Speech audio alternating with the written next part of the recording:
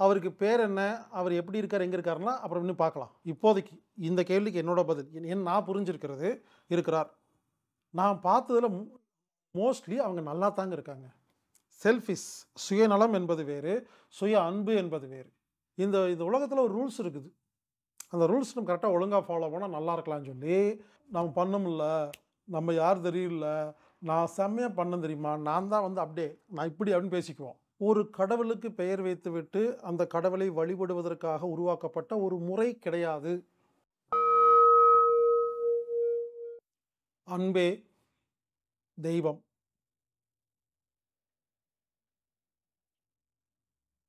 நண்பர்களே, நாம் இப்போ ஆன்மீகம் அப்படிங்கிற தலைப்புக்குள்ள என்றாகலாங்க. முதல் கேள்வி, ஆன்மீகம் என்றால் என்ன? ஆன்மீகம் என்றால் ஒரு கடவுளுக்கு பெயர் வைத்துவிட்டு அந்த கடவுளை வழிபடுவதற்காக உருவாக்கப்பட்ட ஒரு முறை கிடையாது. அதற்கு பெயர் மதம். ஆன்மீகம் என்றால் என்னவென்றால் இறைவன், படைத்தல், படைப்பு, பிறப்பு, இறப்பு, இன்பம், துன்பம், பிறவி, மறுபிறவி, ஆன்மா, உயிர், பிரபஞ்சம், இது போன்ற அனைத்து விஷயங்களை பற்றி நாம் புரிந்து கொள்ளும் ஒரு அறிவியலுக்கு பெயர் ஆன்மீகம். மீண்டும் சொல்கிறேன், ஒரு கடவுளுக்கு பெயர் வைத்து தான் கடவுள்னு சொல்லி அதை கும்பிடுறதுக்கான ஒரு வழிமுறைக்கு பெயர் மதம். நான் இன்று உங்களிடம் பேசுவது மதம் என்ற தலைப்பில் அல்ல. ஆன்மீகங்கிறது மதத்துக்கெல்லாம் அப்பாற்பட்டது. மொத்த விஷயத்தை புரிந்து கொள்ளும் ஒரு தன்மைக்கு பெயர் ஆன்மீகம். சரி, இந்த ஆன்மீகம் கற்றுக்கிறனால என்ன நோக்கம்? எது கற்றுக்கணும்? Reason, purpose. ஆன்மீகம் சொல்கிறீங்க, நான் ஏன் கற்றுக்கணும், இது எதுக்கு தெரிஞ்சுக்கணும் அப்படின்னு கேட்டிங்கன்னா, ஆன்மீகம் உங்களுக்கு தெரிஞ்சிருச்சின்னு வச்சுக்கோங்களேன், ஹாப்பியாக இருப்பீங்க. பாருங்களா, மகிழ்ச்சியாக இருக்கும். எது நடந்தாலும், ஊரில் எது நடந்தாலும், என்ன நடந்தாலும், பணம் இருந்தாலும், சாப்பாடு இருந்தாலும், எது இருந்தாலும் இல்லாட்டியும் மகிழ்ச்சியாக வாழ வேண்டும் என்றால் நமக்கு ஆன்மீகம் தெரிந்திருக்க வேண்டும். ஆன்மீகத்தை பற்றி தெரிந்து கொண்டால் மகிழ்ச்சியாக வாழலாம். மகிழ்ச்சி, ஹாப்பினஸ், ஒன்னஸ், ஒற்றுமை, ஹார்மோனி, பீஸ், அமைதி, நிம்மதி, சந்தோஷம், மகிழ்ச்சி, இந்த மாதிரி வார்த்தைகளுக்கெல்லாம் பல பேர்த்துக்கு அர்த்தமே தெரியாது. ஏன்னா அந்த மாதிரி நம்ம வாழ்ந்ததே இல்லை. டென்ஷன், கோபம், பயம், கவலை, வஞ்சம், கடுப்பு, வேதனை, விரக்தி, கொலை பண்ணலாமா, தற்கொலை பண்ணலாமான்னு எல்லாம் சுற்றிட்டு கிடக்கிறோம். இப்போ நான் சொல்கிற டாப்பிக்கெல்லாம் இனிமேல் ஒவ்வொரு டாப்பிக்கும் தனியாக கிளாஸ் நடத்தணும். அன்பு, நன்றி, கருணை, அமைதி, நிம்மதி, ஒவ்வொன்றும் பெரிய பெரிய டாபிக். அப்போ ஆன்மீகம் தெரிந்த ஒரு நபர் இந்த எல்லா விஷயத்துலையும் பாசிட்டிவாக இருப்பாருங்க. அப்போ ஆன்மீகத்தை நோக்கம் என்னென்னா ஹாப்பியாக வாழ்கிறது.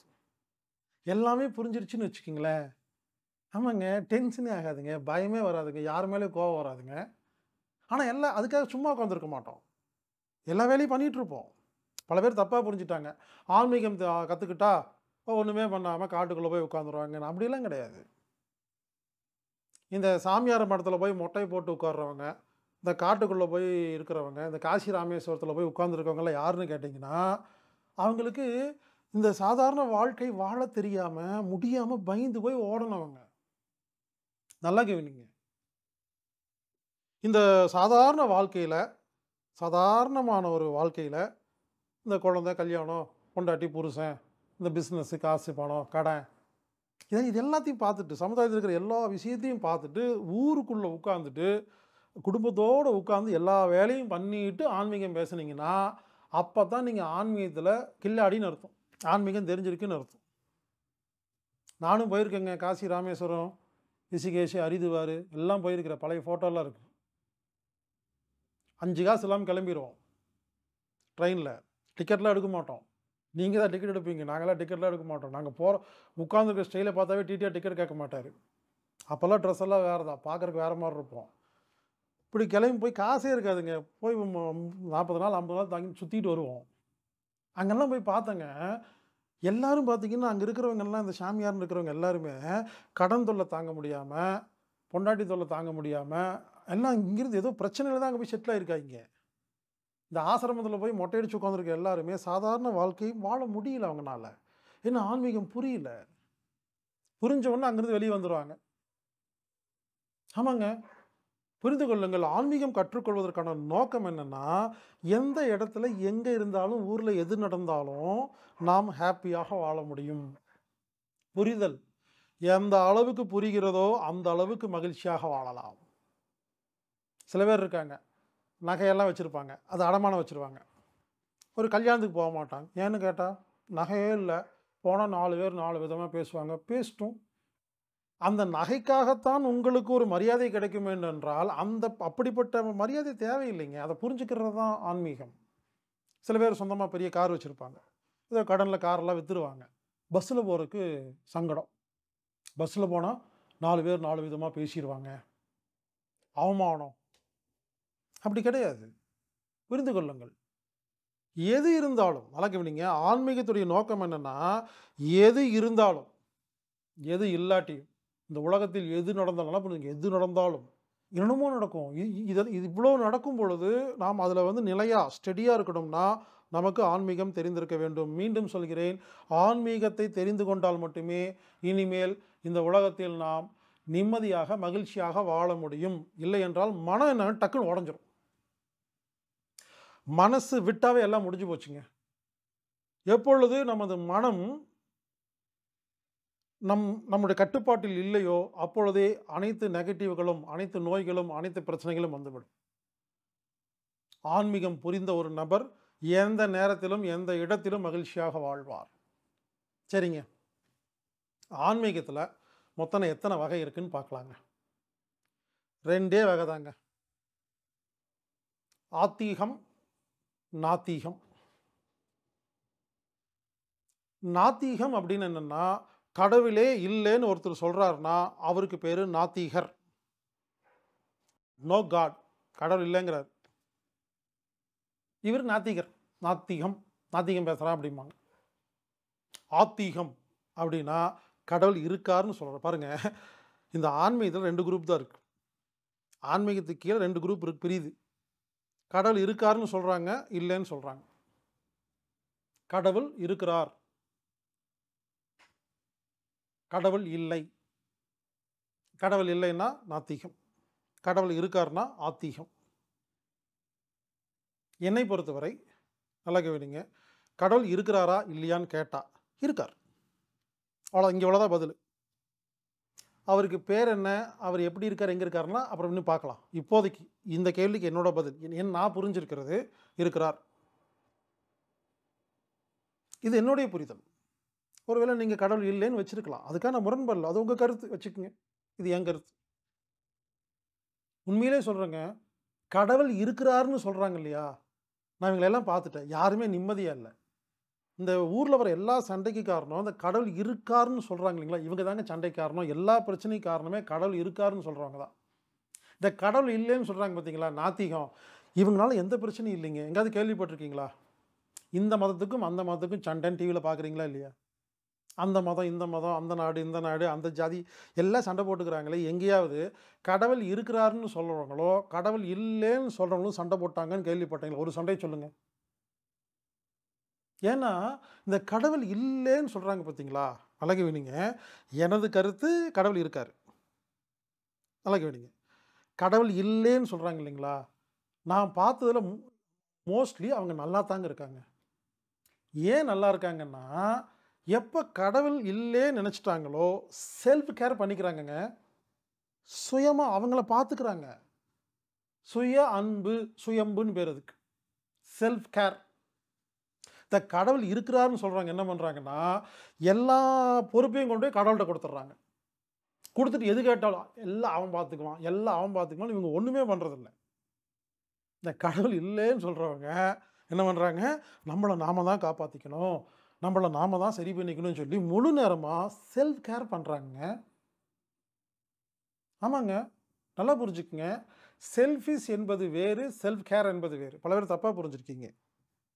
செல்ஃபிஷ் சுயநலம் என்பது வேறு, சுய அன்பு என்பது வேறு. செல்ஃப் கேர்னால் நம்மளை நாமே பார்த்துக்கிறதுங்க. நம்ம சாப்பாட்டை நம்ம கரெக்டாக சாப்பிட்டுக்கிறது, நம்ம தூங்குறது, நம்மளை கவனிச்சிக்கிறது செல்ஃப் கேர். இப்போ கடவுள் இல்லைன்னு சொல்கிறவங்க என்ன பண்ணுறாங்கன்னா, முதல்ல அவங்களுக்கு இந்த ஆன்மீக டூர் போகிற செலவெல்லாம் மிச்சம், விளக்கேற்றுற வேலை மிச்சம், கோயில் டொனேஷன் மிச்சம், இந்த திருவிழா அது இதுக்கெல்லாம் வந்து இந்த வரி செலுத்துறது மிச்சம், இறைவனுக்கான ஃபோட்டோ கிட்டோ மாலை கீழே வாங்குறது எல்லாம் மிச்சங்க, எல்லாம் மிச்சம். கடவுளுக்காக டைமே ஸ்பெண்ட் பண்ணுறதில்ல, பூஜை பண்ணுறதில்ல, எதுவுமே பண்ணுறது இல்லைங்க. அவங்க முழு நேரமும் அவங்கள பற்றி கவலைப்படுறாங்க. அவங்க என்ன பண்ணுறாங்கன்னா, இந்த இந்த உலகத்தில் ஒரு ரூல்ஸ் இருக்குது, அந்த ரூல்ஸ் நம்ம கரெக்டாக ஒழுங்காக ஃபாலோ பண்ணால் நல்லா இருக்கலாம்னு சொல்லி அவங்க என்ன பண்ணுறாங்க, செல்ஃப் கேர் பண்ணுறாங்க. நான் எதுக்கு இதெல்லாம் சொல்லிட்டுருக்கிறேன்னா, அதுக்காக வந்து கடவுள் இல்லை சொல்லிட்டு நீங்கள் வாழுங்கன்னு சொல்ல வரல. அவங்ககிட்டருந்து செல்ஃப் கேர் அப்படிங்கிறத கற்றுக்குங்கன்னு சொல்கிறாங்க. எல்லா பொறுப்பையும் சாமிகிட்ட போட்டுட்டு, இதில் என்ன ஒரு பெரிய கூத்துன்னா, ஏதாவது ஒரு நல்ல காரியம் நடந்துருச்சுன்னு வச்சுங்களேன், நம்ம பண்ணமுல்ல, நம்ம யார் தெரியல, நான் செம்மையாக பண்ண தெரியுமா, நான் தான் வந்து அப்படியே நான் இப்படி அப்படின்னு பேசிக்குவோம். நம்ம ஒரு நல்ல காரியம் பண்ணலாம். ஒரு கெட்ட காரியம் நடந்துன்னு வச்சுங்களேன், கடவுள் பண்ணிட்டார், அவருக்கு வந்து இப்போ நம்ம மேலே பொறுப்பே இல்லை, இறைவா என்ன மாதிரி இப்படி பண்ணிட்டே அப்படி கேட்குறது. ஆமாங்க. அதாவது நமக்கு ஒரு விஷயம் ஆகலைன்னா மட்டும்தான் இறைவன்கிட்ட போகிறது. நம்ம ஒரு காரியம் பண்ணிட்டோம்னா நான் பண்ணிட்டேன்னு சொல்கிறது, இதுக்கு பேர் பக்தி கிடையாதுங்க. இதுக்கு பேர் என்ன சொல்லிக்கலாம்னா பொழப்பு அப்படின்னு சொல்லிக்கலாம், ஏதோ செல்ஃபிஷ் அப்படின்னு சொல்லிக்கலாம். எனவே புரிந்து கொள்ளுங்கள், கடவுள் இல்லை அப்படின்னு சொல்கிறவங்க இதில் இன்னொரு விஷயம் புரிஞ்சுக்குங்க, இந்த கடவுள் இல்லைன்னு சொல்கிறவங்களுக்கும் இருக்காருன்னு சொல்கிறவங்களுக்கும் ரொம்ப பெரிய வித்தியாசம்லாம் இல்லைங்க. ஒரு எக்ஸாம்பிள் சொல்கிறேன். உலகத்தில் மொத்தம் எத்தனை மதம் இருக்குங்க, சும்மா யோசிங்களேன். உலகத்தில் மொத்தம் ஒரு 50 கடவுள் இருக்காருன்னு வச்சுங்களேன், சும்மா ரஃபாக சொல்கிறேங்க. மெயினாக நம்ம இந்து முஸ்லீம் கிறிஸ்டின் சொல்லிடுவோம், புத்திஸ்ட்னு சொல்லிடுவோம். இருந்தாலும் உலகம் ஃபுல்லாக எடுத்து பார்த்தா சரி ஒரு 100 கடவுளுங்க வச்சுக்குவோமே, சும்மா வச்சுக்குவோம். உலகத்தில் 100 மதம் இருக்குதுன்னு வச்சுக்கலாம், 100 கடவுள் இருக்குது. இந்த ஒரு மதத்தை சேர்ந்த ஒரு கடவுள் நம்பிக்கையுள்ளவர் என்ன பண்ணுறாரு, இந்த கடவுள் இருக்குதுன்னு சொல்கிற என்ன பண்ணுறாருன்னா, இந்த ஒரு கடவுள் தான் இருக்குங்கிறாருங்க, 99 கடவுள் இல்லைங்கிறாரு. என் பாயிண்ட் புரிஞ்சுதுங்களா உங்களுக்கு? கடவுள் இருக்குதுன்னு சொல்கிற ஒருத்தர் இவருடைய மதத்தில் இருக்கிற அந்த கடவுளை மட்டும்தான் இருக்குங்கிறாரு, இன்னொரு மதத்தில் கடவுளை இல்லைங்கிறாரு. அப்போது உலகத்தில் ஒரு அப்ராக்சிமேட்டாக ஒரு 100 மதம் இருக்குதுன்னு வச்சுக்கோங்களேன். இந்த கடவுள் இருக்குதுன்னு சொல்கிறவர் 99 கடவுளை இல்லைன்னு சொல்லிட்டு இவர் கடவுளை மட்டும் இருக்குங்கிறாரு. இன்னொரு மதத்தில் இருக்கிறவர் அவர் கடவுளை மட்டும் இருக்குன்னு சொல்லிட்டு இன்னொரு 99 இல்லைங்கிறாரு. ஆக்சுவலி பார்த்தீங்கன்னா கடவுள் இருக்காருன்னு சொல்கிற எல்லாருமே 99 கடவுள் இல்லைன்னு சொல்கிறாங்க, ஒரு கடவுள் இருக்குங்கிறாரு. இந்த கடவுளே இல்லைன்னு சொல்கிறாங்க பார்த்தீங்களா, அவங்க 100 கடவுளும் இல்லைங்கிறாங்க. அவ்வளோதாங்க வித்தியாசம். சிந்தியுங்கள்.